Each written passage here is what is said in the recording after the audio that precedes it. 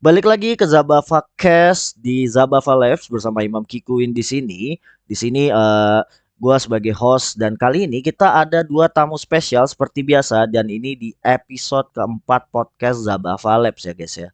Kali ini kita mau bahas tentang ekosistem Tezos ya, yang dimana di sini gue udah punya narsum yang benar-benar merepresentasikan ekosistem Tezos di Indonesia guys. Di sini ada Mbak Atalia dari Tezos Apak untuk perwakilan di Indonesia dan juga ada Prof. Nota ya guys ya. Salah satu developer kawakan di dunia Web3 untuk komunitas di Indonesia guys ya. Halo semuanya, halo. Halo. Halo Mas Halo. Imam. Halo Mbak Ata, gimana Halo, kabarnya? Mas Imam. Baik. Iya, baik-baik, kabarnya sehat sekali. Kalian Oi semua ya. oi semua ini. Itu slogan yang menarik tuh. Harus ditonjolkan tar. Aja. Yoi. Iya man. Oke, nah ini mumpung ada teman-teman di sini, mungkin sebelum kita ngebahas deep dive nih soal ekosistem Tezos, mungkin boleh kali ya perkenalkan diri, mungkin kenapa bisa sampai masuk Web3 nih. Mungkin dari Mbak Ata dulu nih, silakan. Oke.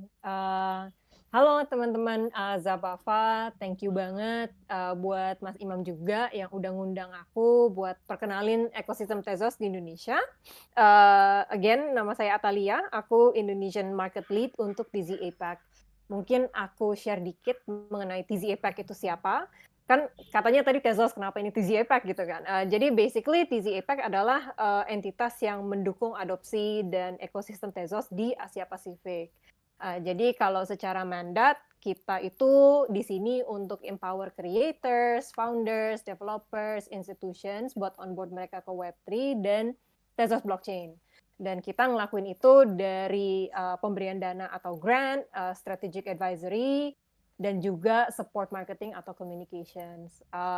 Itu sedikitnya mengenai TZ APAC dan role saya di sini.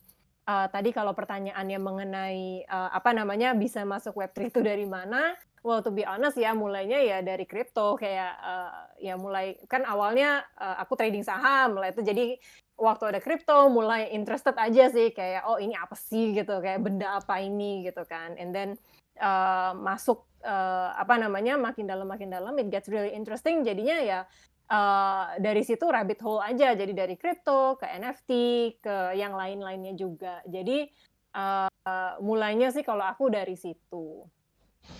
Menarik. Ini berarti dari trader saham nih, pasti Nah, banyak ngikutin apa JP-JP itu loh yang sinyal-sinyal aja. Semoga enggak ya. Alright, mungkin kalau dari Prof Nota nih, mungkin boleh jelasin backgroundnya dikit sampai benar-benar bisa contribute nih. Oke.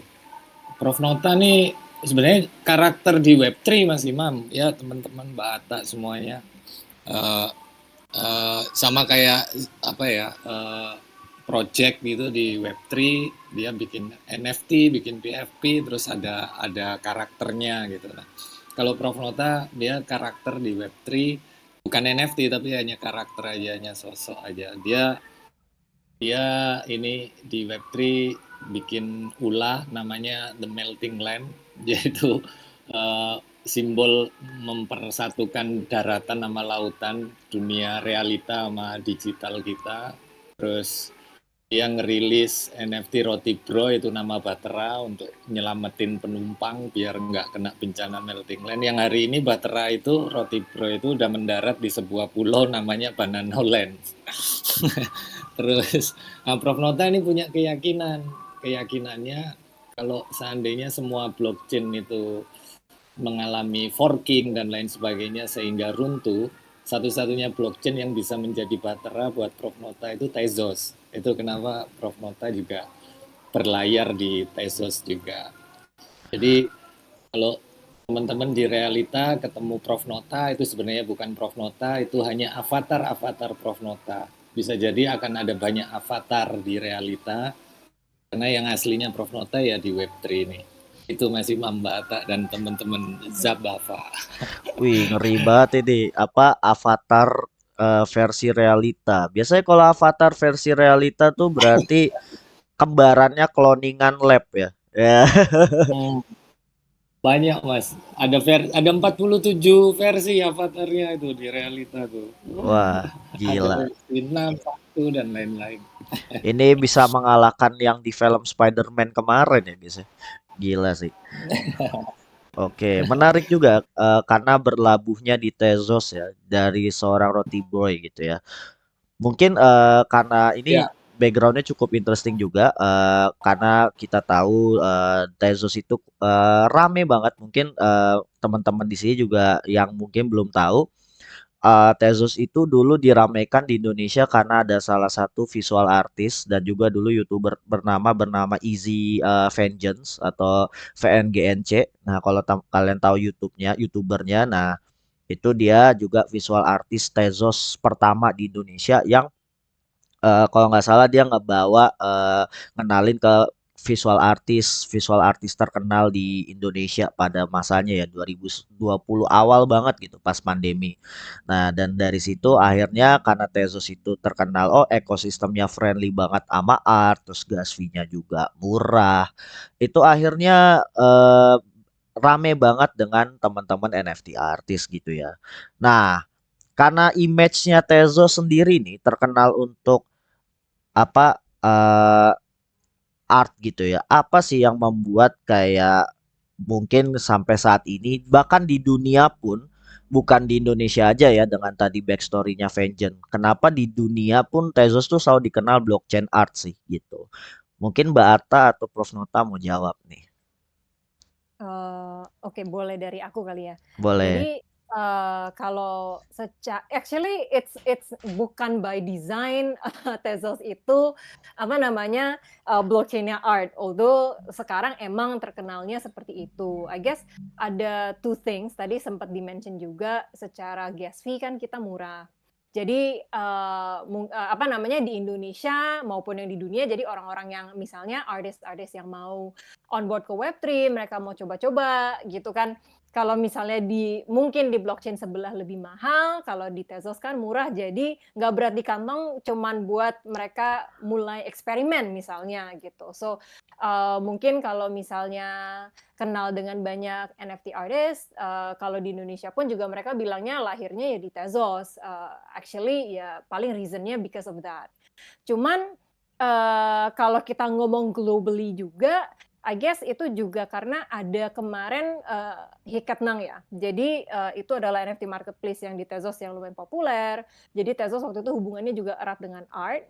Tapi, the thing yang malah blew up adalah waktu hand-nya tutup and the community rally buat relaunch that platform. Malah itu menjadi story yang super viral, di Web3 ini, di mana semua orang jadi ngomongin, "Oh oke, like Tezos, with the community," yang apa namanya, ada case study mengenai decentralization yang nyata di Tezos blockchain, dan apa namanya, case study-nya itu mengenai Hiketnang yang actually arahnya mengenai seni, jadinya erat tuh hubungannya. Dan, Tezos malah actually we double down on it gitu loh. Jadi kan kalau misalnya dilihat, dari Tezos itu kita banyak aktif di Art Basel, di Miami, Hong Kong, kemarin juga tahun lalu ada di Art Moments Jakarta, dan di Singapura di C-Focus. Jadi emang kita double down dari tren yang ada atau, dari momentumnya itulah basically yang didapetin. Cuman, mungkin aku boleh kenalin dikit gitu loh, kayak maksudnya Tezos itu waktu dimulai, itu tuh lebih kayak all purpose, blockchain solution ya. Jadi, dengan implementasinya ya beyond art gitu. Kalau misalnya aku bisa boleh jabarin 2 hal yang menurut aku itu keunggulannya Tezos lah. Tadi sempat Prof Nota ngomong satu, which is, nggak ada, hard fork ya, kalau nggak salah tadi Prof Nota sempat ngomong ya juga. benar. Jadi, emang nomor satu di Tezos itu yang membuat aku juga, suka dengan Tezos adalah Tezos is a self-amending blockchain dengan proven on-chain governance. Nah, itu maksudnya apa? Jadi, satu itu on-chain governance itu maksudnya komunitas itu bisa ngusulin upgrades di Tezos. Dan nanti validator itu bisa, voting proposal mana yang dipelajarin dan diimplementasikan. Nah, dan karena proses ini on chain, hasil voting-nya itu ngiket, dan proses voting upgrade-nya pun bisa diaudit oleh publik. So, ini tuh important banget buat transparansi, desentralisasi, dan accountability yang seharusnya menjadi Web3.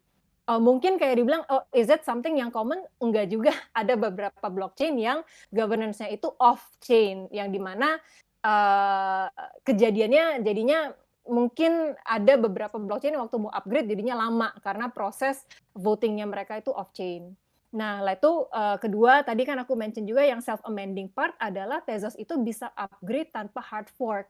Maksudnya jadinya kita upgrade itu rutin, hampir tiap bulan, bukan tiap bulanan, hampir tiap 3 bulanan, dan kita udah berhasil upgrade sebanyak 13 kali tanpa hard fork. Dan itu penting banget karena jadinya Tezos itu upgrade-nya itu ya kayak mungkin kayak HP kali ya.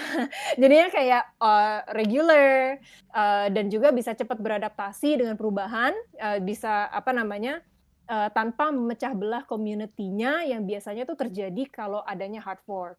Nah, itu adalah satu alasan yang kenapa waktu itu aku juga personally suka banget dengan Tezos. Kedua, itu adalah leadership di clean and green blockchain. Jadi mungkin awalnya sebenarnya kan Tezos emang salah satu pioneer-nya dari proof of stake. Dulu itu sebagai sesuatu hal yang bisa kita jualannya itulah ya ngomongnya, tapi kan Ethereum udah proof of stake, jadi discussion-nya itu kayak udah nggak terlalu relevan lagi. Cuman in terms of our network itu emang dari awalnya our positioning adalah kita ngedepanin energy efficiency sama konsep environmental friendliness. Dan ada satu interesting report di tahun 2021 yang dirilis oleh PwC, PricewaterhouseCoopers, bahwa carbon footprint-nya Tezos selama the whole year of 2021 itu sama dengan 17 orang doang. So, jadi manfaatnya tuh sebenarnya apa sih kita ngomong gitu. Jadi so of course environmental friendliness itu sesuatu yang penting, cuman jadinya ya gas fee-nya juga jadi murah, gas carbon footprint-nya is very low. Gitu sih kalau misalnya kita ngomong dari secara Tezos, yes, kita emang currently our strength is art, cuman sebenarnya secara blockchain our implementation itu tuh beyond gitu. Jadi lebih all purpose blockchain gitu sih. Ini menarik banget ya. Dari yang paling menarik poinnya itu adalah dia bisa tanpa hard fork dan voting governance-nya pun dia benar-benar sistematis full on chain ya, seperti upgrade HP gitu. Nah, waktu itu kan kalau nggak salah ada satu upgrade di Tezos, kalau nggak salah upgrade protokol yang cukup menggembarkan masyarakat Indonesia namanya Jakarta Update. Nah, itu kira-kira namanya bisa dipilih Jakarta kenapa dan mungkin kayak oh mungkin ada fiturnya kaitannya dengan komunitas di Indonesia kah atau gimana tuh Mbak? Waktu itu aku belum lahir di Tezos. Wah, Jadi waktu itu kenapa ada Jakartanya, mboh. But emang kita kalau tiap kali upgrade itu banyak nama-nama tempat ya, kayak kalau nggak salah sekarang right now is Mumbai gitu-gitu sih. Jadi locations biasanya secara upgrade. Kalau nggak salah kalau yang Jakarta upgrade itu mengenai rollup. Kalau nggak salah ya, kalau it's about rollup. Jadi waktu itu kan emang news-nya yang about scaling itu very important buat of course transaction-nya throughput-nya lebih cepat. Jadi itu kalau nggak salah dimulai oleh Jakarta. Nah, jadinya itu jadi news yang gede banget gitu sih. wah ini tadi Prof Nota juga mau nambahin nih. Apa nih Prof? Ya, yang pertama, ini yang barusan soal Jakarta. Ya sama kayak Android itu kan ada Marshmallow, Jelly Bean dan lain-lain. Itu kan nama versi gitu. Nah di Tezos ini di foundation-nya dia menentukan nama version dari tiap upgrade-nya itu nama-nama kota di dunia. Nah kebetulan yang upgrade ke berapa kemarin itu nama Jakarta yang masuk urutan gitu. Lalu ganti nama kota lain. Ya sama kayak semua software, semua aplikasi ada version number, kadang orang itu susah mengingat angka, akhirnya dikasih nama version name. Jadi ada Jakarta, ada ini, ada itu gitu. Ya mudah-mudahan Surabaya lah. Wih, amin. Amin. Ya. Lama-lama ada Kalau ya ada yang lain ya. Kalau yang tadi soal Tezos kenapa kok lebih dikenal sebagai blockchain untuk art, untuk NFT, eh, padahal blockchain Tezos sama kayak kayak blockchain yang lain, bahkan dia punya keunggulan dia nggak ada hard fork gitu ya, nggak ada percabangan, bisa dipakai untuk DeFi, bisa dipakai untuk DAO, GameFi dan lain-lain, nggak hanya untuk NFT. Cuman yang menyebabkan itu populer di NFT karena lagi-lagi community Mas Imam dan teman-teman Zabava semua.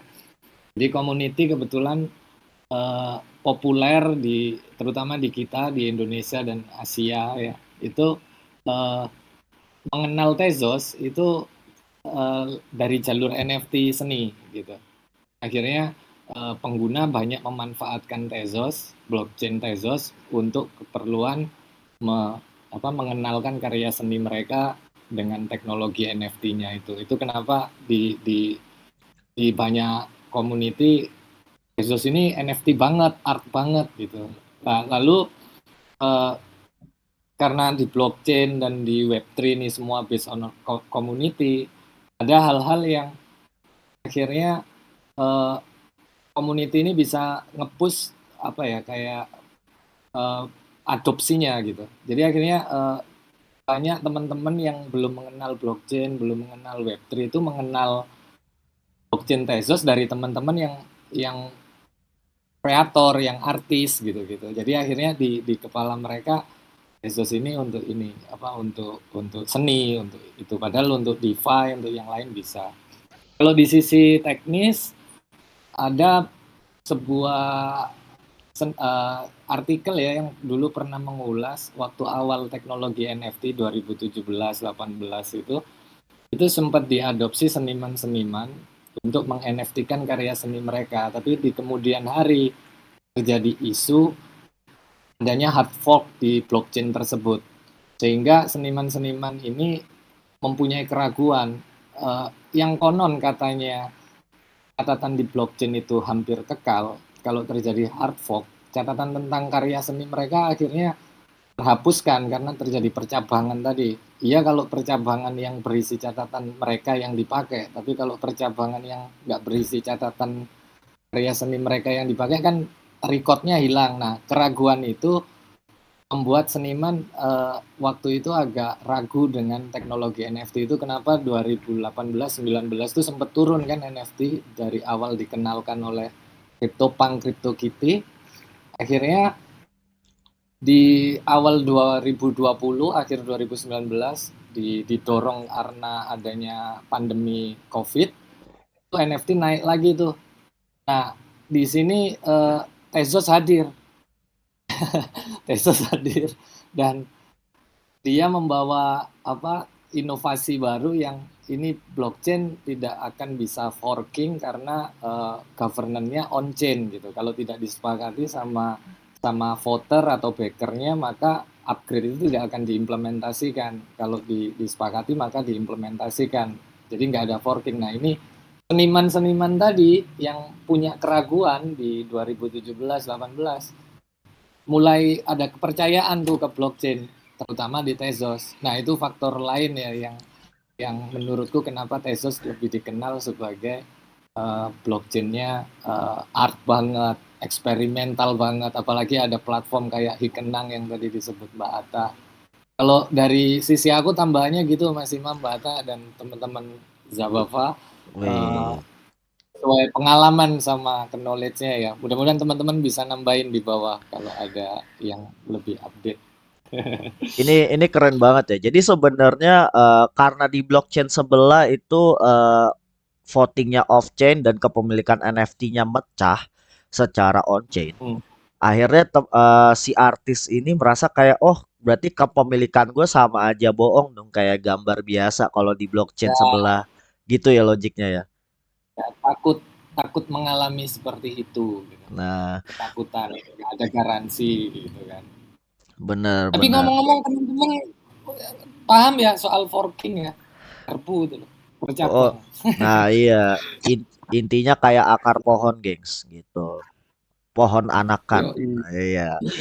Nah, ini sebenarnya yang mungkin sebelum ke pertanyaan ini udah banyak banget yang tertarik buat bertanya soal Tezos. Mungkin tadi sempat Prof Nota nyebut istilah Baker ya. Nah, mungkin boleh kali ya dijelasin karena kan Tezos ini salah satu blockchain yang proof of stake juga. Mungkin mekanisme staking di Tezos tuh ada yang beda dengan yang blockchain sebelah atau gimana nih? Nah, ini ada satu lagi yang menarik. Kalau kita di beberapa blockchain yang lain, kita mengenal staking ya. Jadi di blockchain apalagi yang konsensusnya protokolnya proof of stake. Proof of stake itu sebuah node, sebuah unit komputer yang mencatat, yang memproses catatan di blockchain. Ya diakui bisa mencatat dan memvalidasi catatan itu kalau dia memiliki sejumlah uang di walletnya, sejumlah nominal di walletnya. Nah, ini proof of stake, ada minimumnya gitu. Cuman di blockchain yang lain tuh rata-rata kalau kita nge-stake, mendepositkan sejumlah uang itu di lock sifatnya, di lock dan nggak bisa digunakan, nggak bisa diambil gitu. Tapi kalau di Tezos, kita menyebutnya bukan staking atau deposit, tapi mendelegasikan. Kita cukup mendelegasikan isi wallet kita untuk dicatat. Artinya isi walletnya nggak diambil, nggak dikunci, tapi hanya dicatat. Isi walletmu hari ini 10, besok 100, atau kemarin 5, itu yang dicatat. Artinya begitu isi wallet ini memiliki nilai minimum untuk diperbolehkan memvalidasi catatan, maka wallet ini boleh dipakai untuk memvalidasi catatan. Nah, delegasinya ini bisa ke Baker. Baker itu node atau komputer tadi. Jadi kalau kita di Tezos secara teknis, kalau ingin staking, kita hanya cukup mendelegasikan ke sebuah Baker. Dan uang di wallet kita itu nggak di lock, nggak dikunci dan nggak bisa kita ambil, kita pakai, kita keluar masuk uang di dalam wallet itu nggak ada masalah. Selamanya akan dicatat terus seiring waktu perubahan saldonya. Nah, ada blockchain sebelah lagi ini sedikit lebih ini. Kita nggak perlu melakukan delegasi kayak di Tezos, tapi setiap ada saldo di wallet kita otomatis dicatat, otomatis dapat reward. Nah, kalau di Tezos setelah kita delegasikan, otomatis kita dapat reward dari proses backing atau ngevalidasi catatan di blockchain Tezos tadi. Itu siklusnya 3 hari sekali. Nah, kalau nggak salah hitung, kurang lebih kalau kita punya 100 Tezos di wallet, itu tiap 3 hari sekali itu kita bisa dapat 0,05 kalau nggak salah, 0,05 Tezos. Artinya kalau sebulan ya 0,5. Kalau punya 1000 Tezos berarti sebulan 5 Tezos gitu. Nah, ini sama kayak deposit kayaknya. Wih. Deposit di bank. Berarti Dan sebenarnya nggak perlu. staking di Tezos ini tuh dia tuh kayak deposito biasa tapi lebih aman ya karena kita bisa pull out kapan aja, bisa kita sambil spending malah gitu. Iya, nggak di lock kayak harus 6 bulan atau 7 bulan, nggak boleh diapa-apain gitu, nggak ada gitu. Berarti secara sekuritas ke pengguna dan juga mungkin di ekosistem untuk stakingnya ini jauh lebih ini ya dikontrol oleh si Fleksibel mas. fleksibel banget ya. Lebih fleksibel, iya. Lebih Ah, ke kita karena kita yang punya uang kan. benar benar. Jadi, Nah ini mungkin Mungkin kita aku boleh add sedikit, oh tadi kan boleh Mas Imam ngomongin mengenai staking ya. ya So, ini aku boleh promosi dikit nggak? Jadi ada juga masalahnya pertanyaan nih dari yang tadi aku ngeliat si Flores planning buat ngajarin orang noob mengenai Tezos, ekosistem segala macam. Sebenarnya actually besok kita itu bakalan ada workshop mengenai introduction to DeFi. Jadi kan ya mirip-mirip lah dengan yang staking-staking ini kan. Jadi apa namanya, di mana kita akan ngobrolin apa itu DeFi dan kita akan introduce juga DeFi di app di Tezos termasuk Plenty. Dan kita bisa staking bareng-bareng gitu. Jadi emang lagi ada program di mana kalau komunitasnya Zapava dan komunitas Web3 itu ada yang staking, itu bisa dapat cashback hingga 20% di atas reward yang diberikan oleh dari aktivitas staking tersebut gitu. Nah, Wow, itu Mas Flores sudah dijawab sama Mbak Ata. Aku Iya, gila. baru mau Ini, jawab udah boleh ikut dijawab. besok tuh. nah, Ya, buat teman-teman yang tertarik belajar mungkin tentang DeFi di Tezos, mungkin kalian bisa ikut sesinya besok ya. Nah, itu sesinya online atau offline tuh, Mbak tadi? Online, online ya. Online, via Zoom, betul. Jam via 9 atau jam 10 ya? Jam 9 ya, Prof ya? Kalau nggak Jam salah aku 9. lupa kan. Iya. boleh di-share kali ya link eventnya di kolom chat. Jadi mungkin teman-teman community juga ngelihat, ternyata besok Tezus udah ada sesi edukasinya nih gitu. Boleh di-share juga Mbak Ata, silakan. Boleh, boleh. Nah, ini sambil karena ini pertanyaan udah mulai banyak banget, jadi mungkin kita langsung ke pertanyaan community juga. Nah, ini dari Baby C. Kalau buat Tezos Apak untuk dengan kondisi market saat ini, kira-kira segi marketingnya mau gimana, terutama untuk yang komunitas Indonesia nih? Oke, oke. Jadi mungkin kita ngomongnya bukan marketing kali ya, karena again dari TZ Impact kan kita we are an adoption agency lah basically. Jadi kalau secara our planning lah kesannya tuh kan basically adalah kita tetap akan ada dua. Satu adalah dari sisi onboarding, jadi semakin banyak kenalin Tezos ke orang baru, tapi kita juga aktif dari sisi deepening relationship kita dengan komunitas. Jadi kalau misalnya tadi ngomong marketingnya atau lagi I think what the point adalah activitiesnya apa aja. Mungkin aku bisa share, kita sekarang lagi ada kolaborasi sama komunitas kreator karya karsa, di mana kita memperkenalin NFT ke basically artis-artis atau creators yang belum masuk ke Web3. Nah itu kan kalau misalnya kita ngomong kayak gitu, I guess it's pretty common lah ya, kayaknya semua orang ngerjain itu gitu kan. Cuman yang menarik, I think yang membuat aktivitas kita berbeda, marketing kita berbeda adalah kita juga ada popularity voting kontesnya. Jadi NFT yang udah di mint itu bisa di-vote oleh komunitas karya karsa maupun komunitas NFT atau Web3. Jadinya nanti yang masuk top 50 di leaderboardnya bisa dapat hadiah. So I think in terms of marketing atau onboarding itu of course caranya kita akan terus getting new people buat onboarding, cuman at the same time we try to bring something new kayak in terms of NFT use cases-nya di mana itu menjadi sesuatu hal yang lebih menarik buat mereka dan engaging with NFT itu nggak sesuatu hal yang serta-merta selalu harus minting NFT as an art, tapi kan bisa juga dari tadi maksudnya aku kayak voting atau kayak gimana buat mereka claim their NFTs. Again, tapi selain itu yang tadi deepening the relationship, tadi aku juga udah sempat kita mention juga bahwa kita lagi ngerjain this DeFi cashback program. Jadi in terms of what we're doing itu planning itu akan selalu adoption focus. It's just a matter of kita bakalan tetap 3 vertical yang kita cari, 2 vertical yang Indonesia itu focusing on. One adalah NFT users yang karena emang stronghold-nya kita di situ. Kedua adalah kita mau introduce DeFi, dan 3 ada of course blockchain developers. Itu yang bakalan kita fokusin sih for Tezos Indonesia. Nah, ini menarik banget ya. Udah target dari TZ Apaknya buat Indonesia ya. Keren banget, keren banget. Oh, tadi mau Prof Nota mau nambahin apa tuh tadi? Enggak. Lanjut. Aman, Udah. aman. Nah, Mbak Baby C udah terjawab ya pertanyaannya. Nah, ini karena targetnya banyak ya, benar-benar membangun ekosistemnya dari step by step karena startnya dari art, tapi memang pingin semua fitur-fitur Tezos ini terpakai gitu ya.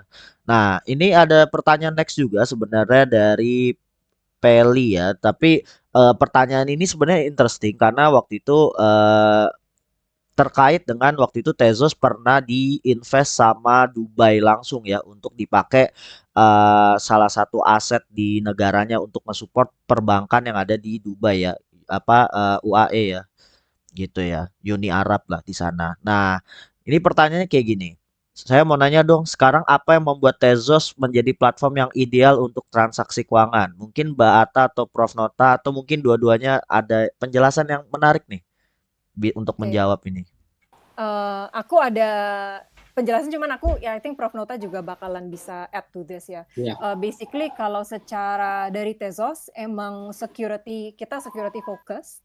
Jadi karena apa namanya, yang satu hal yang I think differentiating adalah formal verification of smart contract. Maksudnya itu apa? Dan itu itu biasanya digunakan oleh DeFi atau finance lah basically.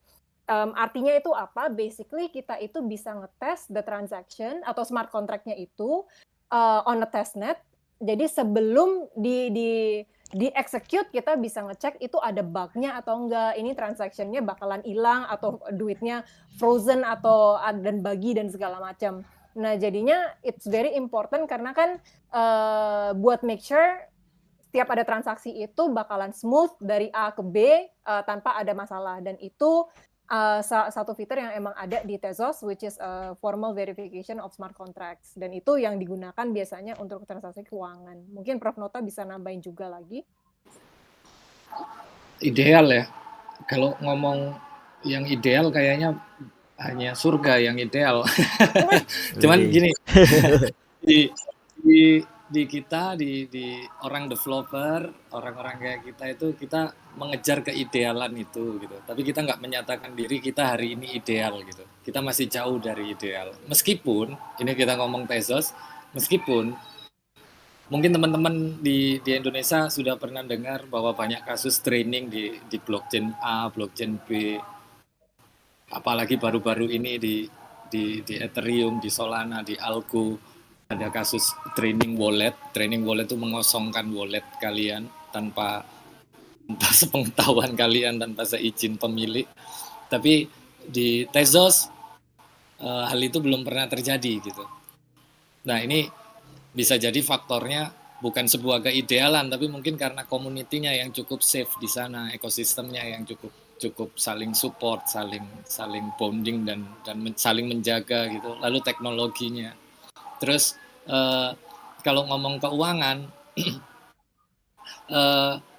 kalau aku compare ya, ini pendapatku, kalau aku mengcompare platform-platform DeFi itu decentralized finance, itu sebuah perbankan dan bank yang didirikan, yang running di atas sebuah blockchain. Nah kalau aku compare, Tezos ini dia bisa apa ya, smooth gitu kalau di bridging ke blockchain lain gitu. Jadi ada blockchain Ethereum. Kita punya Maaf Ethereum Mas, suaranya mendem tiba-tiba. Lu ya turun ya. Ya boleh diulangin, Prof. Nah, ini udah jelas belum? Better. Oke. Nah, kalau kita punya dana di Ethereum atau kita punya dana di Oh, ngecil Tezos, lagi, kita Prof. ingin Ngecil lagi, Prof. Maaf. iya, Iya, ini sebentar ininya saking bersemangatnya ya menjawab pertanyaan dari Peli ya. Ini benar-benar excitednya sampai mic-nya tidak mampu suka gitu, ini guys. nih, suka suka mendem. Oh iya, siap, Prof. Eh, Ini udah naik lagi belum? aman, aman. Mbak Ata dengarnya juga aman ya, Prof. Nata ya? Aman. Teman-teman aman ya. Aman. Ayo Nah, lanjut, Prof. kalau kita ingin bridging itu kadang ngalami apa ya, antara blockchain itu agak nggak smooth gitu. Kita akan misal dari Solana ke Ethereum atau kemana, kayak kemarin di Phantom apa di Solana itu dia nyoba ada sebuah wallet, dia nyoba bikin walletnya itu bisa multi chain, bisa Ethereum, Polygon sama Solana. Tapi ada beberapa kendala yang nggak smooth gitu, yang akhirnya banyak dikeluhkan sama penggunanya gitu. Tapi kalau di Tezos, blockchain Tezos di bridging ke yang lain, itu banyak DeFi, banyak platform DeFi itu yang bisa merunning itu dengan smooth gitu. Jadi misal contohnya kalau di Tezos ada Plenty DeFi, itu dia kalau kita punya dana di Ethereum, terus ingin kita pindahkan ke blockchain Tezos, itu udah sangat smooth sekali transfernya atau bridgingnya. Terus dari Polygon juga gitu, atau sebaliknya. Terus yang berikutnya, kalau kita ke marketplace, nah ini nih di pasar ya, di marketplace kayak OBJKT, hari ini OBJKT sudah support dia blockchain Tezos, dia running di blockchain Tezos, tapi dia support pembayaran dari blockchain Ethereum, dan ini membuat keidealan itu semakin ideal gitu ya. Tezos cukup bersahabat dengan blockchain yang lain gitu, dan mudah-mudahan blockchain yang lain juga begitu, juga saling bersahabat gitu. Nah ini mungkin hal-hal yang menurutku apa yang diupayakan orang-orang teknis, orang-orang developer dan community, baik itu artis NFT maupun investor-investor ya, mengarahkan ke arah ideal tadi. Tapi lagi-lagi kita masih belum ideal, Mbak. Kalau ideal udah selesai tugas kita. Benar-benar. Justru ketidaksempurnaan membuat kita selalu mengimprove diri. Aja. Iya, Betul, developer kan filosofi banget itu. Nah, ini tadi kalau udah mention DeFi-nya juga ya. Kebetulan gua sendiri juga pernah pakai Plantify gitu. Nah, kira-kira mungkin ini sebelum lanjut ke pertanyaan teman-teman lagi, kira-kira kalau di DeFi di Tezos, apa sih yang membuat orang tertarik bakal pakai DeFi-nya Tezos sih? Kalau tadi kan mungkin lebih mekanisme ke arah si blockchain Tezosnya kan gitu. Karena kalau pembandingnya, kalau di blockchain sebelah kan banyak kan orang udah pakai DeFi-nya mungkin bisa karena terikat ke GameFi, atau mungkin ada action-action yang dimana sebenarnya dia memakai DeFi-nya karena mungkin bisa terintegrasi dengan project di luar blockchain lainnya dan lain-lain sebagainya. Nah, ini mungkin ada yang bisa menjawab nih antara Mbak Atta atau Prof Nota nih. Ya, Prof. Halo. Loh, kok pada nge-mute? Eh, ya, oh, Halo? Oh, halo. gimana? Iya, ya. Boleh, Prof Nota kemarin sempat mention ini di AMA sih, yang interesting banget jawabannya. I feel like kayaknya Prof Nota bisa ngejawab yang ini. Oke, ini Prof Notanya hening nih. Tapi Kayaknya hilang. iya. Sorry, tadi pertanyaannya adalah DeFi kenapa DeFi di Tezos? kenapa orang harus pakai DeFi di Tezos, dan seberapa apa pemicu apa orang tuh bakal tertarik pakai DeFi di Tezos? Oke, basically DeFi di Tezos itu lagi it's a growing segment. Kalau dari kita, kalau kita bandingin ya Q1 2023, which is basically lah tahun ini dengan tahun lalu, aktivitas di DeFi itu di Tezos itu ada kenaikan sampai usernya 24%. So secara dari foundation level sama dari TZ APAC, makanya kita ngerasa ada interest di sana from our community yang bisa kita lanjutkan lah momentumnya. Of course, kalau kita ngomong dari aktivitasnya apa aja sih yang bikin DeFi di Tezos jadi lebih interesting, itu satu, kemarin sempat ada Plenty token airdrop. Mas Imam ikut juga nggak waktu itu? LP-nya ya? LP-nya sih ada gua di Plenty, jadi harusnya sih dapat. Oh, nggak ngecek ya? Iya. Oke, jadi kemarin Plenty token kebanyakan airdrop. wallet ya.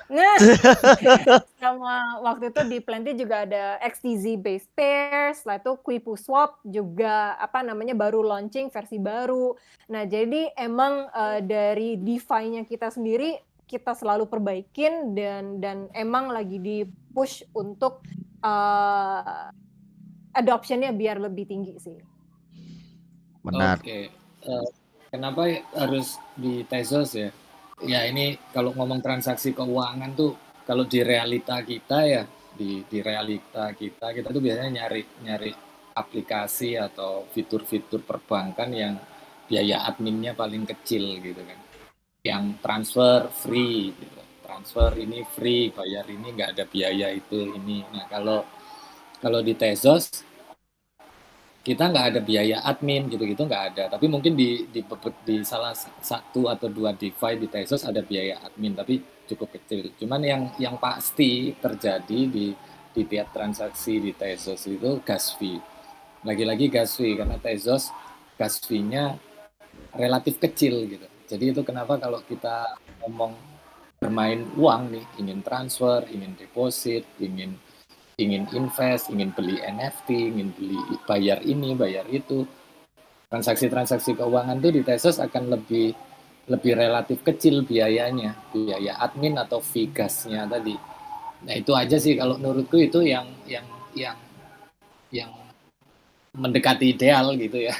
Kalau yang lain hal lain aku rasa kompetitif ya dengan yang lain gitu ya, dengan blockchain lain. Tapi soal gas fee tadi, biaya-biaya tadi, menurutku Tezos relatif lebih affordable dan tidak menguras kantong.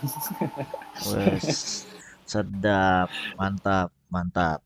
Ini berarti buat teman-teman yang mungkin penasaran coba DeFi-nya Tezos, mungkin kalian bisa akses beberapa DeFi-nya yang paling terkenal selain Plantify dan Swap yang buat DEX-nya. Kalau nggak salah tuh dulu ada namanya, gue lupa lagi.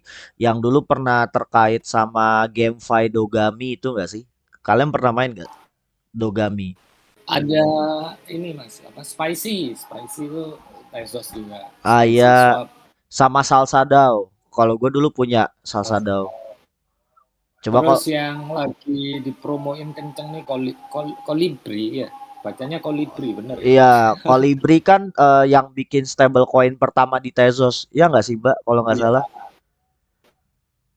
Iya, relatif APY-nya relatif caem tuh. iya. APY. Tapi dulu Kolibri itu sempat dia punya stablecoinnya apa sih namanya tuh KUSD ya kalau nggak salah ya. Nah, Iya, KUSD itu KUSD. sempat depek pas bear market, pas baru crash yang tahun lalu lah, akhir tahun lalu tuh. Dia sempat depek terus beberapa community NFT artis itu panik gitu kan karena ada beberapa yang udah cairin stable kan di on chain lah gitu. Tapi ternyata Kolibri recovery-nya tuh paling cepat untuk stablecoin depek yang mungkin ekosistemnya tidak sebesar sebelah gitu. Mereka kalau nggak salah recovery-nya tuh cuma 4 hari depek langsung balik gitu. Apakah ini mungkin juga terbantu dengan sistem liquidnya, sistem fleksibelnya Tezos ya gitu ya? Ya, secara teknis iya mas, sama ekosistem lagi-lagi komunitinya bondingnya oke. Itu kalau kita ngandalin teknis saja mungkin nggak bisa secepat itu kalau di sisi komunitas atau ekosistemnya nggak ada bonding yang apa apa kayak rantai gitu, yang Nah, solid gitu. benar-benar. Berarti tidak ada yang toxic guys di Tezos. Berarti cocok nih buat teman-teman yang baru belajar masuk Tezos ya gitu. Nah, ini mungkin kita Wah lagi. ini Kenapa, Bro? ada yang ada yang Iya, tanya tuh yang iya. ingin masuk dunia NFT. Nah, ini Nah, bener. engine start Nah, iya ini baru gue mau nyebut. Nah, untuk seniman yang masuk itu. dunia NFT kenapa harus milih Tezos? Tadi sebenarnya sih udah dijelasin ya, cuma mungkin agak brief dikit kali ya. Gak enak udah jauh-jauh nanya dia. Ya, memasuki dunia ini seniman ya. Satu eh, karena dulu pernah ada isu bahwa seniman sempat sempat ragu menggunakan blockchain karena blockchain bisa mengalami forking.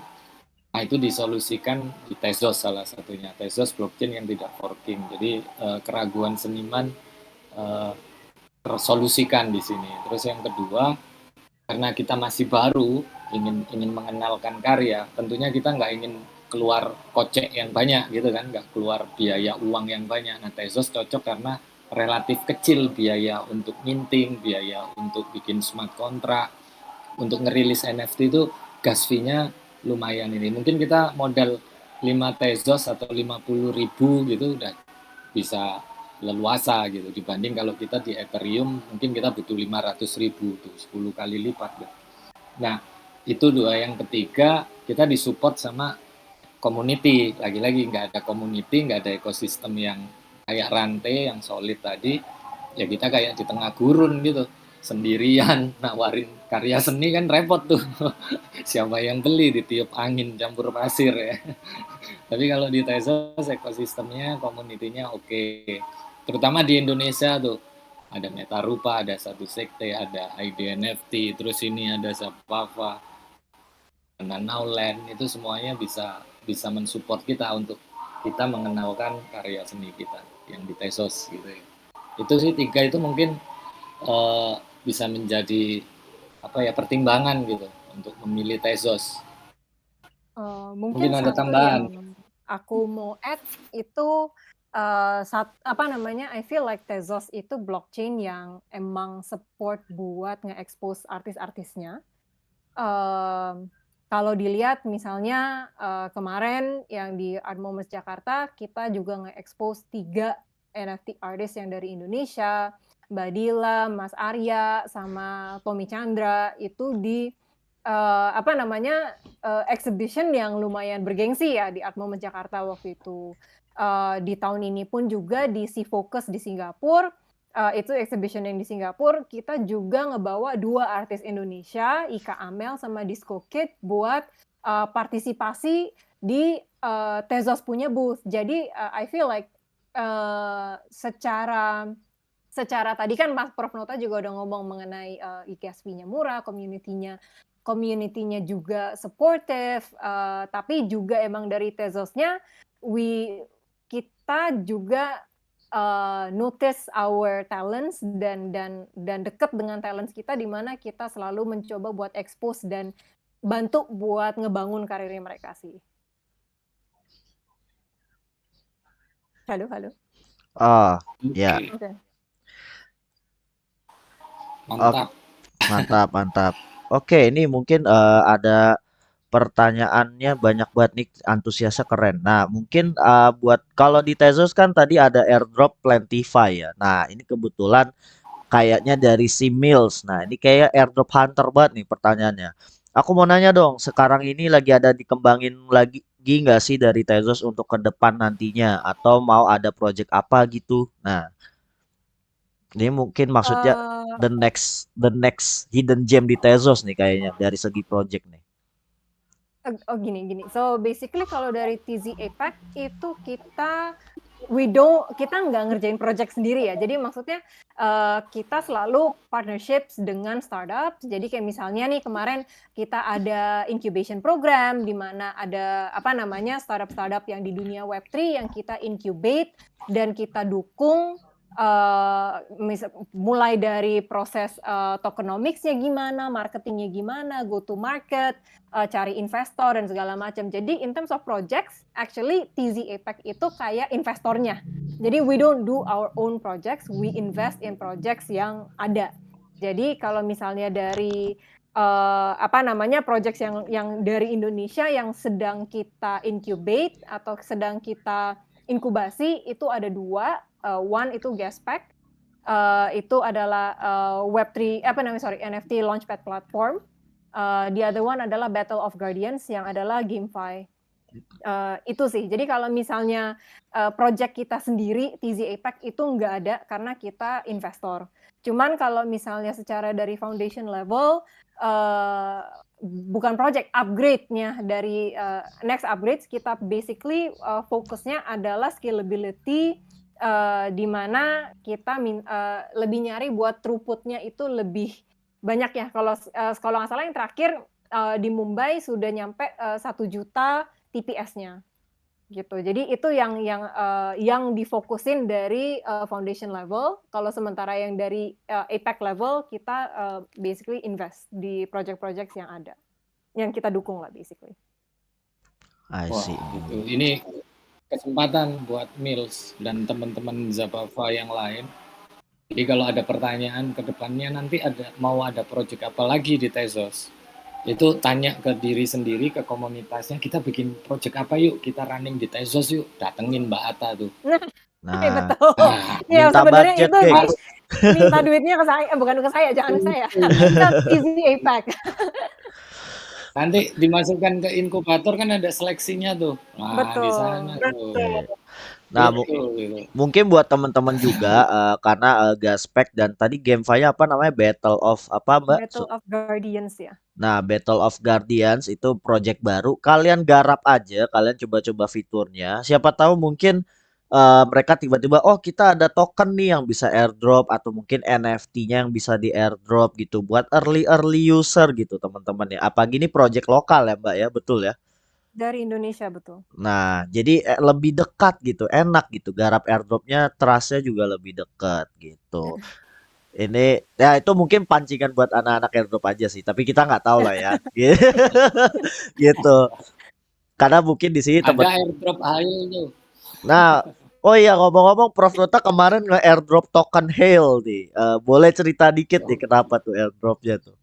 Di Tezos lagi. Ya itu sebenarnya reward ya buat holder NFT yang di create Prof Nota di Tezos. Jadi buat semua holder NFT-nya Prof Nota di Tezos itu dapat airdrop token Hail. Terus semangatnya sih biar bisa teriak all hail Tezos gitu kan. Wis, siap, siap. Terus yang airdrop kelanjutannya masih berlangsung sampai sekarang kalau ada holder-holder baru atau holder lama yang ngambil di primary atau di secondary NFT-nya Prof Nota. Jadi kalau ada transaksi secondary atau primary dari NFT Prof Nota di Tezos, otomatis dapat airdrop Hail. Airdrop Hail tuh 1,5 juta Hail kalau nggak salah sama dengan 1 Tezos, kurang lebih segitu sekarang. Ya Wis. naik turun ya, aku nggak ngerti. Ini Kalau mau airdrop kalau dilihat di grup chatnya nih Prof, ini udah ada yang mau ngepam nih. Fuadi, Hell to the Moon katanya. Buset. terima kasih Mas. Waduh, mantap. All hail Tezos ya. All Iya, hail Tezos. bener, bener. Menarik, menarik. Nah, ini ada pertanyaan, ini pertanyaan banyak banget, cukup menarik sebenarnya dan tadi thank you banget Mas Mills. Ini ada dari RFF, ini apa sih Mansyah, ya? Raffi Mansyah kali maksudnya ya. Dan ini mungkin Raffi Mansyah sama si Aditya Saputra mungkin gua akan gabung juga ya pertanyaannya karena mungkin mirip-mirip. Jadi pertanyaan itu kenapa orang harus tertarik dengan Tezos dan gimana caranya Tezos itu bisa dipakai untuk orang-orang yang belum ngerti tentang blockchain. Nah, mungkin Okay, I think uh-huh. mungkin lebih yang Gimana belum nih? belum ngertinya kali ya, yang belum ngerti blockchainnya kali ya. Kalau misalnya tadi pertanyaannya ini kan ada 2 parts ya. Satu yang kenapa tertarik sama Tezos, mungkin itu udah sempat kita infoin, mungkin aku ulang dikit lagi. One yang tadi yang diomong-omongin terus adalah yang gas fee-nya murah, which is jadinya lebih murah, lebih ramah di kantong mungkin. Tapi yang again yang I feel like sebenarnya yang fundamentalnya itu yang aku bilang core teknologinya itu menarik adalah yang self-amending blockchain yang dengan self-amending blockchain di mana dia terus upgrade tanpa hard fork dan sudah berhasil upgrade sebanyak 13 kali dengan smooth ya, kita bisa bilang juga itu tuh suatu hal yang proven lah kalau kita ngomong di blockchain lain yang mungkin baru masuk ke proof of stake atau blockchain lain yang masih off chain secara governance itu kayaknya Tezos udah lebih lama melakukan hal ini jadi kita lebih proven. Itu satu, yang kedua tadi emang kita punya positioning itu selalu di clean and green, jadi environmental friendliness itu adalah sesuatu hal yang penting buat kita. I think itu adalah dua hal yang kalau me personally itu menurut aku menarik banget dari Tezos. Kalau misalnya tadi pertanyaannya mengenai gimana cara Tezos bisa digunain juga sama orang-orang yang belum ngerti tentang blockchain, aku juga sempat mention tadi sedikit tipis, misalnya kayak kita punya partnership dengan Karya Karsa, di mana misalnya kita bantu nih orang-orang yang belum pernah minting NFT-nya mereka sama sekali, NFT art atau NFT apapun bisa tulisan dan segala macam, itu kita bantu prosesnya dari awal. Jadi kayak mereka buka wallet, kita kasih guide-nya, kita kasih minting fee, dan kita kasih tutorial cara minting itu bagaimana. Jadi bener-bener kita bantuin step by step sampai ada Telegram grupnya itu, Mas Ben itu juga ada ya, kita punya community manager yang share screen gimana nih masalahnya ada di mana. Jadi bener-bener kita hand holding mereka buat onboarding mereka buat minting NFT mereka pertama. Cuman again yang aku bilang tadi, gimana sih bisa Tezos itu lebih bisa dipakai dari orang-orang yang nggak ngerti blockchain adalah well use case-nya itu kan harus digedein gitu. Jadi kayak it's not necessarily cuman buat minting si NFT art, tapi kan misalnya si popularity voting dengan nge-claiming NFT itu bisa menjadi first step di mana mereka mulai engage dengan blockchain tanpa mereka tahu gitu. Jadi kan apa namanya? Oh, mereka taunya mereka ini lagi voting karya mana yang mereka suka. Padahal dengan mereka voting itu ternyata mereka di airdrop NFT-nya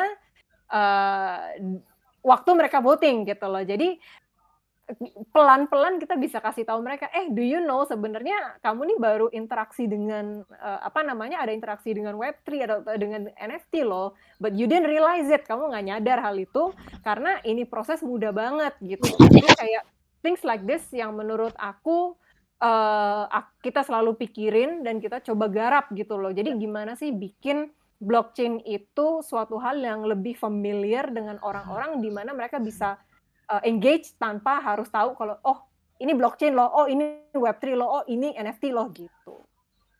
Kalau itu sih dari aku ya. Prof Nota kalau mau ada yang ditambahin. Aku ini yang pengen nambahin yang gimana caranya biar Tezos bisa dipakai sama orang-orang yang belum terlalu ngerti tentang blockchain. Tapi orang-orang yang belum terlalu ngerti tentang blockchain pasti udah ngerti tentang uang gitu ya. Jadi kita kenalkan yang namanya DeFi atau perbankan di Tezos gitu. Contohnya di Plenty gitu. Ini Plenty, ini bank gitu. Nah itu teman-teman bisa mencoba gitu. Kita punya berapa rupiah gitu, kita belikan Tezos, lalu Tezosnya kita belikan Plenty, PLY-nya, lalu PLY-nya kita lock di sana. Itu nanti kita dapat reward dari perputaran di perbankannya itu di DeFi gitu. Jadi tiap ada transaksi di sana kita dapat reward. Kita kayak pemilik dari DeFi itu yang dapat sharing profit dari profitnya usaha DeFi ini. Nah itu mungkin hal-hal kayak gitu yang perlu dikenalkan tanpa harus mengenalkan lebih jauh lagi tentang blockchain-nya. Kita kenalkan bagaimana kita menjadikan uang kita bekerja gitu. Karena di dunia ketiga kayak Indonesia ini itu masyarakatnya cenderung bekerja itu pakai otak, pakai otot gitu. Padahal uang itu juga bisa bekerja gitu. Contohnya kayak gitu tadi, kita taruh uang di deposit di bank gitu, uangnya bekerja karena sama perbankan diputar untuk dijadikan kredit usaha-usaha kecil, kita dapat sharing interest-nya. Nah di Tezos juga ada gitu. Contohnya di Plenty tadi. Mungkin hal-hal itu yang bisa diulik ya. Jadi tanpa harus ngulik apa sih blockchain gitu. Nanti jadi developer semua. Jadi pakai otot. Uangnya yang saya aja pengen pensiun loh, pengen kerja uangnya aja. Wes. Uangku yang kerja. Gitu. Entar uangnya yang coding ya. Uangnya yang coding dong. Gila, gak kebayang sih uang. Tapi kripto kan juga emang uang digital ya. Jadi mungkin wajar ya uangnya coding gitu, kerjanya coding. Gitu kan. Ada konsensus. Iya, ada konsensusnya. menarik. Ini kalau dilihat sih memang Tezos ini ternyata untuk agendanya terutama kalau di Indonesia tadi udah jelasin Mbak Atta juga terus sama Prof Nota juga ternyata keren banget ya, banyak sebenarnya mungkin belum kelihatan gitu. Nah mungkin ini karena dari agenda tadi yang udah dijelasin dan juga tadi ini ada yang sempat nanya kayak dari Rafli Map ya, dia nanya kalau hype-nya Tezos kan NFT itu butuh hype katanya dan hype-nya Tezos tuh sekarang lagi turun dari tahun sebelumnya. Ada langkah konkret gak mungkin dari ekosistem Tezosnya buat naikin gitu ya? Gitu sih. Ini pertanyaan terakhir ya sebelum kita closing. Oke. Kita bukannya ada yang McLaren itu ya? Itu kurang hype kah? Emang Yang apa namanya ada cerita McLaren NFT menarik itu loh loh. aku tentang itu, Mbak. Kenapa? Oh, Mbak Ata dulu, Mbak Ata dulu. Ada cerita menarik aku tentang McLaren. Mbak Ata Oh, lanjutin oh, dulu deh. waduh. Kenapa? Oke.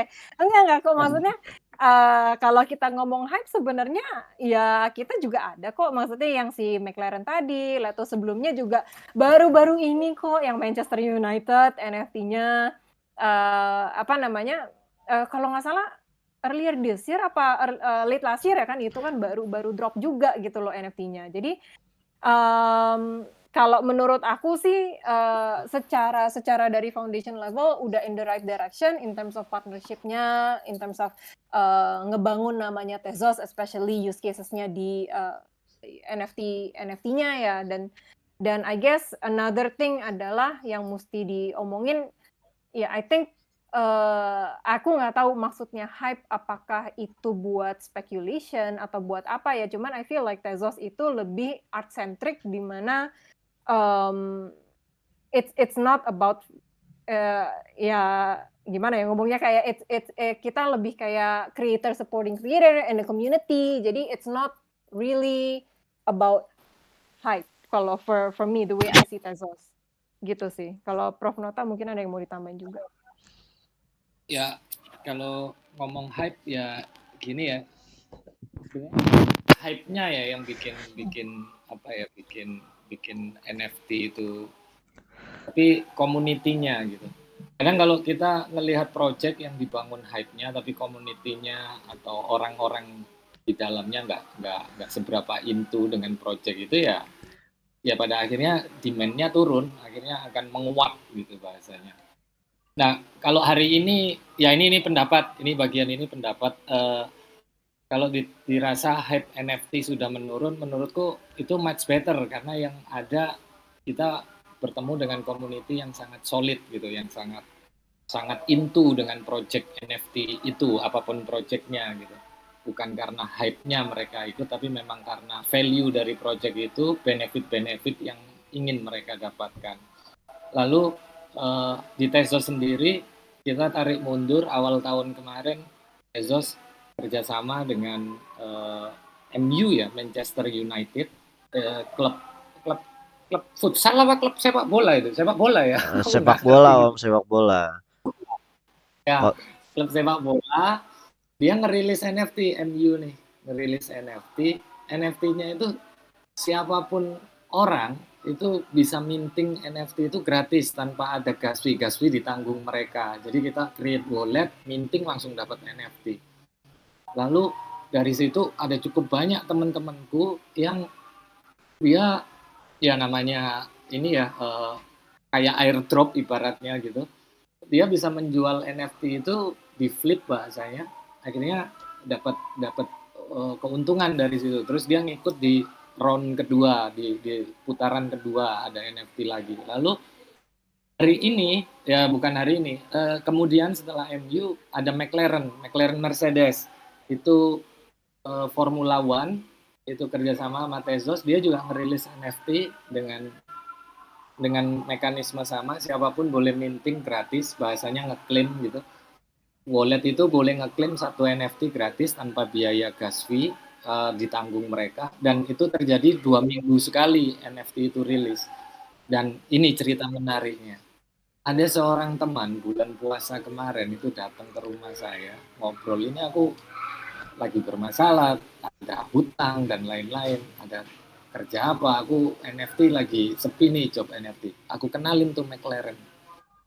Ini ada project McLaren, nggak hype mungkin, tapi kamu ikutin, kamu jalani. Hari ini bisa jadi dia udah punya 2-3 orang tim gitu untuk bermain di McLaren itu. Hutangnya lunas gitu. Jadi puasa itu April, Mei, Juni, jadi 2 bulan udah auto cuan dia. Gara-gara McLaren tuh, tapi nggak hype gitu. Karena di community-nya ternyata mereka emang benar-benar ngefans sama Formula One, ngefans sama McLaren Mercedes, terus mereka ingin mendapatkan benefit-benefit dari sana, dan ternyata orang-orangnya lebih solid komunitasnya dan lebih sustain di situ, dan cukup banyak. Salah satunya cerita menarik tadi, salah satu seorang teman yang pernah ketemu dengan avatarnya Prof Nota di realita, itu hutangnya tersolusikan dari mikirin di Tezos. Itu ceritanya. Mudah-mudahan teman-teman jangan kekunci sama hype-nya NFT ya, tapi selalu do your own research. Apakah benar-benar kamu into dengan project NFT itu? Apakah kamu benar-benar membutuhkan benefit-benefit yang akan didapatkan dari project itu? Dan jadikan itu hype untuk dirimu sendiri. Jangan kemakan hype dari luar, karena itu bisa bikin boncos, kata Mas Imam ya Mas. Iya, kalau misalnya ada yang mau kalian beli, kalian riset, kalau udah riset hasil risetnya yakin ya nanti hype kebentuk sendiri ya Prof Nota ya. Betul. Jadi Nah, hype itu benar harus sendiri. ngomong-ngomong soal NFT art project, ini salah satu ada Om Srigala, Mas Adi nih. Nah, ini juga lagi ada di crowd, shout out buat dia. Dia salah satu NFT kreator lokal di Tezos yang kebetulan PFP Serigalanya lumayan terkenal ya di kalangan community ya. Betul ya Prof Nota ya? Iya. Bener. Mantap, mantap. Dan ini ada di community Bagas. Aku punya nih cuma dua tapi gitu. Wih, gila, gokil. Kalau gue punya yang MU sih, satu doang gitu. Sempat sih beberapa NFT project di Tezos, terutama yang mungkin dari base sponsor kayak McLaren, MU, terus waktu itu anaknya Snoop Dogg juga. Ini mungkin gue bakal nambahin. Anaknya Snoop Dogg itu dia bikin NFT musik project juga ya di Tezos, tapi sistemnya adalah jual lisensi untuk akses ke private album lagu dia gitu ya. Itu ada juga. Jadi nunjukin NFT-nya bisa masuk di klub-klub yang dipunya anaknya si Snoop Dogg, terus habis itu juga bisa akses ke albumnya, itu juga lumayan keren sih. Dan memang kalau hype di Tezos itu berbeda dengan yang teman-teman tahu yang di NFT project pada umumnya ya. Rata-rata justru community-nya dulu yang ngelihat bagus, ngeriset community-nya loh guys. Community-nya yang bantu ngeriset, terus habis itu tiba-tiba wah ternyata nih potensi panjangnya lumayan nih, akhirnya mulai digoreng dan sering diramein di Twitter Space gitu. Ini cukup menarik gitu. Nah ini jangan berantem ya Om Benny sama Mas Rafli nih, Uset. Tapi gak apa-apa. Itu tandanya kalau ada diskusi-diskusi menarik selalu ada perbedaan, tapi di balik perbedaan ternyata ada satu yang sama-sama pingin mencari tahu kebenaran tentang ekosistem Tezos. Cakep. Itu node saling memvalidasi taksi, Mas. Bener, bener. Mungkin ini gue bakal shout out lagi buat teman-teman yang datang. Tadi gue udah shout out Mas Adi Serigala. Di sini masih ada teman-teman yang existing kayak Mills, kayak Engine Starter, ada Baby C, dan juga dari tim Zabava Labs ada Flores dan juga ada Matt, foundernya Zabava Lab juga menyaksikan penasaran. Mungkin siapa tahu Zabava Labs bakal bangun project di apps menarik juga di Tezos ke depannya gitu ya. Ini pasti keren banget. Dan juga kita bakal shout out juga ada Sida Kurara, ada Putra, ada Gilang, Mas Gilang juga ada di sini. Keren-keren banget, keren-keren. Nah, mungkin karena itu tadi sesi pertanyaan terakhir, kita bakal closing aja. Ini udah sejam lewat ya. Diskusinya ternyata begitu asik. Ini menurut gua bakal jadi pintu baru ya buat knowledge buat teman-teman yang buat di Tezos ya gitu ya. Nah, mungkin sebelum closing Mbak Ata sama Prof Nota mau promosi apa lagi nih ke teman-teman yang hadir? Promosi tadi ini kita udah banyak promosi. workshop Mbak, di remind lagi. Nah, Silakan Prof ya, buat yang workshopnya. Di tanggal 17 besok hari Sabtu jam 9 pagi kita ada workshop pengenalan dengan DeFi, berkenalan dengan Mbak Devi gitu ya. Jadi buat yang jomblo, yang ingin punya rencana nikah, ini saatnya belajar DeFi agar keuangan waktu nikah sudah sustain gitu. sedap. Nah, besok gratis acaranya, bisa linknya ada di open chat itu, bisa daftar dan ada banyak benefit di sana. Teman-teman kalau besok ikut nanti teman-teman dari 90 peserta kan ada seleksi. Jadi misal ada 90 lebih peserta yang ikut workshop besok. Nanti 90-nya akan dapat NFT POAP, Proof of Attendance Protocol. Itu NFT-nya bisa dipakai untuk mengikuti sebagai tiket untuk mengikuti workshop kedua minggu depannya lagi, tanggal 22 atau 23 gitu. Pokoknya minggu 25. depannya lagi. 25 ya. Minggu depannya lagi. Nah, workshop yang kedua ini lebih ke praktek, nggak berkenalan lagi, tapi lebih praktek, bergumul mesra dengan Mbak Devi. Kalau yang awal masih berkenalan dengan Mbak Devi, nggak boleh pegangan tangan dulu. Nanti workshop kedua boleh bergumul mesra. Oke. Nah, benefitnya yang di kedua akan dapat reward cashback 20% dari nilai Tezos yang teman-teman stakingkan atau teman-teman mainkan di DeFi yang di tempat praktek kita nanti, yang rencananya menggunakan platform DeFi Plenty DeFi atau Plenty.network.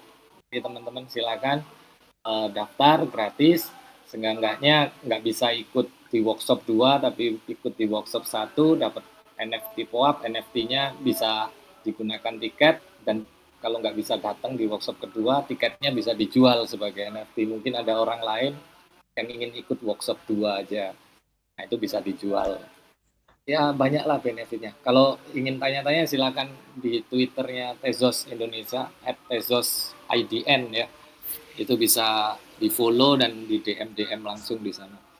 Itu nanti Thank you loh, sama Prof. Sampai Profnya yang mention Prof. aku kita punya Nggak apa-apa. Twitternya Nanti Tezos IDN.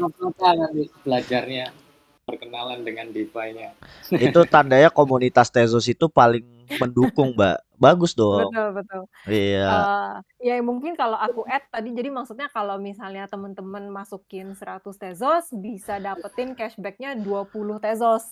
Itu untung banget gitu loh. Plus yang on top dari reward dari staking itu tersebut. Jadi ya kalau misalnya ditaruh di bank, itu dapat berapa sih? Ini dari ditaruh di Plenty bisa dapat lebih banyak rewards-nya. Jadi I encourage kalau misalnya yang emang dari tadi kan obrolannya ke DeFi juga. Kalau ada yang interested to learn, ada yang mau juga sekalian praktek, itu bisa banget lewat workshopnya besok. Sedap, mantap. Oke, mungkin itu aja buat dari Zabava Labs. Jangan lupa seperti biasa buat teman-teman yang penasaran pingin suges Bang, next narasumber dari Project A, blockchain B, segala macam, kalian bisa chat tag gua di sini di Discord, di chat kolom chat mana aja bilang Bang, gua mau ngobrol sama si narsum dari Project A misalnya. Kalian bisa notice aja, dan podcast ini tuh dalam sebulan itu biasanya di minggu kedua dan minggu keempat ya guys ya. Jadi next session bakal ada di minggu terakhir bulan Juni, ada podcast lagi, dan bulan-bulan selanjutnya pasti ada podcast-podcast untuk ngebahas spesifik topik yang pingin kalian kulik buat teman-teman biar lebih gampang belajar gitu.